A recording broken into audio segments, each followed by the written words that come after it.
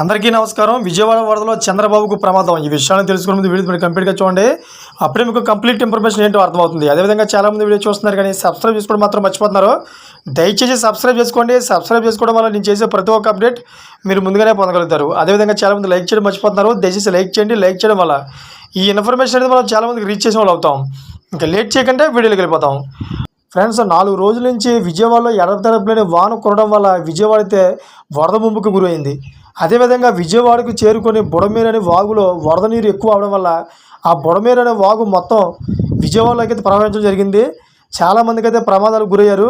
అయితే దీన్ని వీక్షించడానికి చాలామందికి సహచర్యలు కల్పించడానికి చంద్రబాబు నాయుడు అయితే విజయవాడలో అయితే పర్యటించారు. అది కూడా బోటు మీద పర్యటించారు. ఆ బోటులో వరదలో పర్యటించినప్పుడు చంద్రబాబు నాయుడికి ప్రమాదం జరిగినట్టు తెలుస్తుంది. అసలు ఆ ప్రమాదం ఏంటి, ఎలా జరిగిందో ఇప్పుడు చూద్దాం.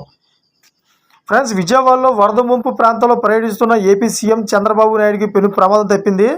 ఆయన పర్యటిస్తున్న బోటు ఒక్కసారిగా పక్కకు ఒరిగింది. వెంటనే అప్రమత్తమైన సిబ్బంది బోటును తిరిగి యథాస్థితికి తీసుకువచ్చారని, ఆయన పెద్ద ప్రమాదం తప్పడంతో అంతా ఊపిరి పీల్చుకున్నారు. ఈ ఘటనకు సంబంధించి పూర్తి వివరాలు తెలియజేస్తుంది. వరద ముంపు ప్రాంతాల్లో ఆయన అర్ధరాత్రి 1 గంట నుంచి 3 గంటల వరకు పర్యటించారు. ఆ సమయంలో ఒక్కసారిగా ఈ ఘటన చోటు చేసుకుంది. బాబు వెంట ఉన్నతాధికారులతో పాటు మంత్రులు, ఎమ్మెల్యేలు కూడా ఉన్నారు. అధికారులకు ఎప్పటికప్పుడు క్షేత్రస్థాయిలో సూచనలు ఇస్తున్నారు.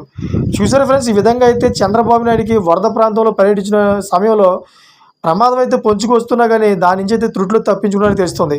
చూసారు ఫ్రెండ్స్, లేటెస్ట్ అప్డేట్స్ కోసం ఛానల్ సబ్స్క్రైబ్ చేసుకొని గంట నాలో పెట్టుకోండి. నేను చేసే ప్రతి ఒక్క అప్డేట్ మీరు ముందుగానే పొందగలుగుతారు. Thank for watching friends.